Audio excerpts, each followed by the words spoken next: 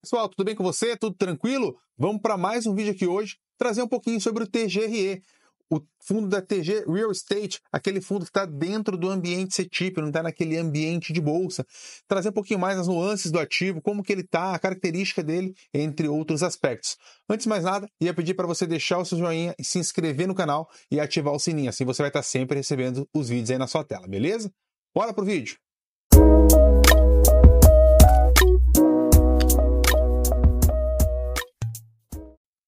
Bora lá então, pessoal, trazer um pouquinho mais sobre a característica do fundo, primeiramente, né? O objetivo, então, tem por objetivo o TGRE, a valorização e rentabilidade das suas cotas por meio de investimentos, de acordo com a política de alocação. Basicamente, pessoal, para a gente ter uma ideia, a gente se baseia muito naquele fundo TGAR, TGAR11, que é aquele fundo que está listado em bolsa. O TGAR, pessoal, a característica dele principal é investimento por meio de desenvolvimento, ou seja, ele vai entrar dentro de um lote, vai fazer a construção e a venda desse lote para auferir ganho. Então, é dentro da construção civil. O fundo da TGRE é nessa mesma linha, só que como é um fundo mais novo, parte desse recurso não está 100% alocado dentro desse destinação, então ele vai ter uma parte, um percentual que está dentro de fundos que está dentro de CRIs, né, o CRIs. Então até com que faça 100% da integração dos ativos dentro do fundo dentro da parte de desenvolvimento. Beleza?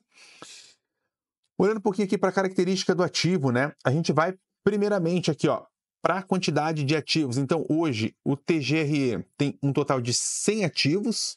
Vou dar um zoom aqui para que fique melhor para vocês. Desses 100 ativos, 53 é para o equity. Exatamente isso que eu mencionei aqui agora, para oferir ganho dentro dessa característica de equity. Dos quais 16 são loteamento, 31 incorporação, 5 multipropriedade e 1 dentro de shopping.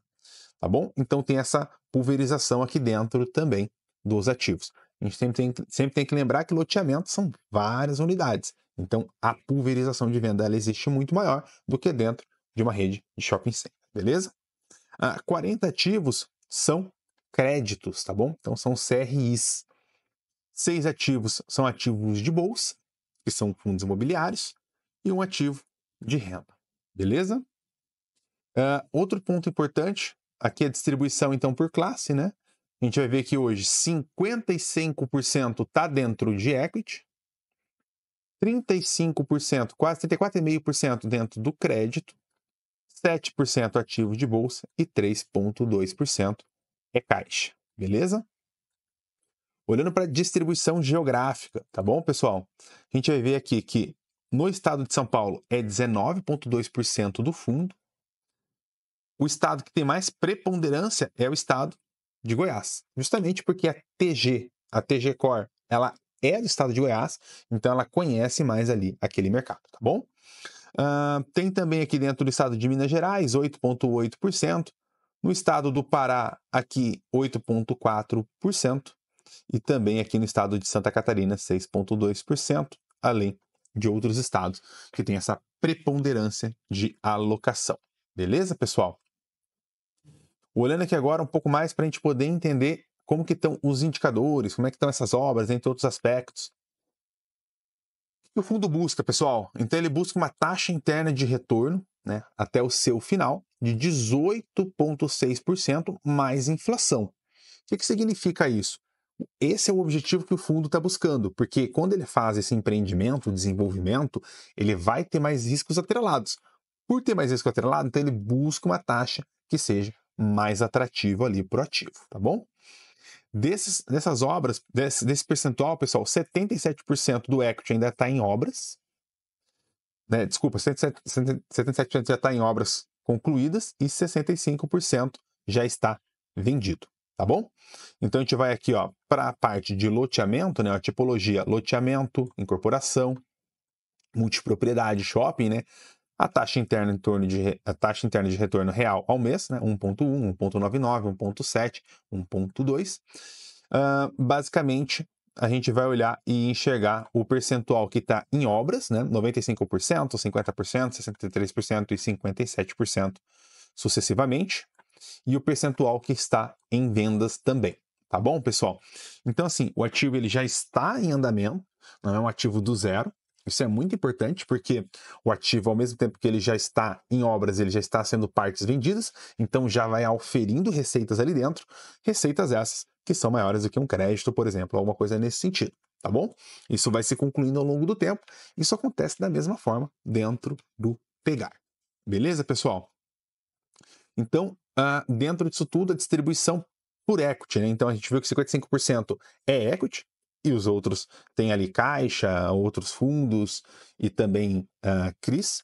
A gente vai ver que dentro desse 55% ali do equity, 55,6% é loteamento, 25% é incorporação, 13% é multipropriedade e 5% é shopping, beleza? Então a gente enxerga dessa forma que há uma diversificação, uma pulverização também aqui dentro dessa classe. Outro aspecto também, pessoal, então a gente vai aqui, né? Nem vou entrar nos estados para não ficar muito extenso e também ficar muito monótono. A gente vai por estágio de produto. Então a gente vai ver aqui que 47% está em lançados em desenvolvimento, 45%, quase 46% lançados em entregue já, e 7% em land bank. Beleza, pessoal? Entrar aqui para o detalhamento de ativos, então eu trouxe aqui os principais, tá bom? A gente vai aqui por loteamento primeiro, a gente vai ver o Vale do Açaí, em Açailândia, no estado do Maranhão. A gente vê aqui que tem 7% do patrimônio do fundo. A gente vai também aqui por Monte Hermon e Galileia, em Trindade, no estado de Goiás, 6,8%. Acrópole, no estado, em Goiânia, no estado de Goiás, 2,2%. E também aqui o percentual de vendas, né? 79%, 84%, 70%, e a taxa interna de retorno de cada um. Então, essa é a classe de ativos do equity, tá bom, pessoal? Olhando agora para o portfólio de crédito, a gente vai olhar então que aqueles 35%, que é o que eu mencionei aqui, está em crédito, né? Desses 35%, pessoal, como é que tá? Vamos olhar para os principais, né? O duration total é de 2,67 anos, então não é aquele duration longo. O que significa isso, pessoal? Tem menos volatilidade com alteração de juros. Então, não é um ativo que vai ter uma depreciação do patrimônio do fundo, ali do PL do fundo, por uma alta de juros, mas também não vai ter uma valorização intensa, se caso a queda de juros for mais intensa também, tá bom? Hoje, dentro dessa carteira, ele vai ter inflação mais 11,75, é uma taxa muito boa, né? Para título de inflação e para título de crédito. Então, você vai ter essa característica também. Desses, a tipologia que existe dentro dos ativos, desse crédito, né? 46% está dentro da incorporação, 27% dentro de loteamento, 19% dentro de multipropriedade e 7% dentro do setor logístico. Beleza, pessoal? Característica importante, a gente vai olhar aqui por indexador, a gente vai ver que 97,6% é IPCA. Então, vai estar sendo corrigido pelo IPCA ali majoritariamente, tá bom? Já na parte de segurança da carteira, a gente vai olhar um pouquinho mais e vai enxergar que 60% é cota única, ou seja, garantias menores dentro desse ativo de empréstimo. 26% é cota sênior, é uma cota já que tem uma segurança maior, um nível de recebimento também um pouco menor, né? Taxas menores. E 13% é a taxa subordinada, taxas maiores também, mas com nível de garantia menor. Quando a gente entra dentro desses ativos, a gente vai ver aqui, eu vou dar um zoom para que vocês vejam melhor. Basicamente, a gente vai, o Gran Paradiso, em Campos do Jordão, no estado de São Paulo, multipropriedade, ele vai ter IPCA mais 13, tá bom? Isso representa 3,57% do fundo. Vai ter o segundo, que é 2,28, 2,28, 2,2% do fundo. Aí você vê Aspan, estado de Goiás, Vila de Trento, em Itu, São Paulo, Torre Lumiar, Belém do Pará. Beleza, pessoal? Então, vai ter dentro ali também esses créditos que compõem os 35% da carteira do ativo. Olhando aqui agora, pessoal, para a gente poder entender um pouquinho mais sobre a questão dos resultados, a receita, a despesa e o aspecto de lucro. Então, a gente vê aqui que as receitas, né, pessoal, elas vêm numa crescente, estava em 11 milhões e 300 no mês de setembro, 13 milhões no mês de outubro, 14 milhões no mês de novembro. Muito disso a gente vai olhar para a questão aqui de equity, que teve uma valorização muito grande. Então, o fundo ele está ganhando corpo, ele está ganhando mais valorização. Isso é muito importante para quem tem alocado. E não necessariamente que é uma especulação, é muito mais ali uma consolidação do projeto que ele tem, assim como o Tegar também sempre entrega bastante. Tá bom? A gente vai olhar para a parte de despesa, a gente vê que a despesa não foi crescente, né? A despesa foi aqui na casa dos seus 1 milhão e 200. E isso faz com que, basicamente, o resultado seja mais interessante aqui, ó, 11 milhões no mês de outubro e quase 13 milhões no mês de novembro. Os proventos, pessoal, veio na casa aqui de 11 centavos por cota, tá bom? Por que não há um aumento de provento? Porque espera-se formar um caixa primeiro, para posteriormente distribuir esse dividendo de maneira mais linear, para não ficar um mês 11 centavos, outro mês 13 centavos, outro mês 11, fica aquela oscilação que acaba mais gerando uma aversão do mercado, uma aversão dos investidores, do que de fato uma agregação de valor ali para os ativos, tá bom? Beleza? Então, trazendo isso, pessoal, a gente vai para o histórico aqui da carteira, né? A gente vai olhar um pouquinho mais sobre isso. A gente vê aqui, ó, que no ano de 2023, né, o dividendo foi de 13%, né? Isso até o mês de novembro. Então, a gente vai ver que deu um total de 108% de CDI já líquido, né? E 128% de CDI com o Gross Up, que é basicamente como se fosse um ativo com o percentual de imposto de renda, tá bom? Então deu um percentual maior ali, percentual bem bacana, foi bem parelho ali ao CDI, não foi nada extremamente acima. Então é um ativo que ele entregou ali dentro do benchmark dele, tá bom? A gente vê dentro do ano de 2022 essa mesma característica. Então a gente vai ver a distribuição de proventos, né? Olhando um pouquinho mais, o histórico do proventos.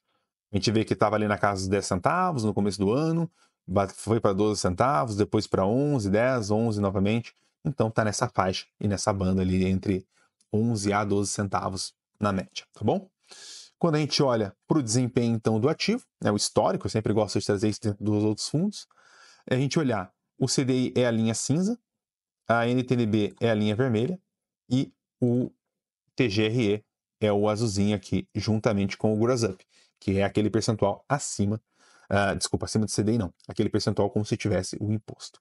Então você vai ver que desde o início do fundo, né, 2022, o fundo entregou um percentual acima desses outros indicadores e basicamente vem trazendo resultado ali para a cota e para a rentabilidade das pessoas que estão alocadas. Beleza, pessoal? Espero que você tenha gostado do vídeo. No geral é isso. Trazer alguns fundos também ali do ambiente CETIP, acho que é bem legal, tem bastante gente alocada nesse sentido. E qualquer dúvida, qualquer ponto, deixe ali seu comentário, qualquer fundo que você queira que eu comente também. Beleza, pessoal? Um grande abraço, não esqueça de dar o joinha, se inscrever no canal e ativar o sininho, assim você vai estar sempre recebendo os vídeos aí na sua tela, beleza? Um grande abraço, valeu!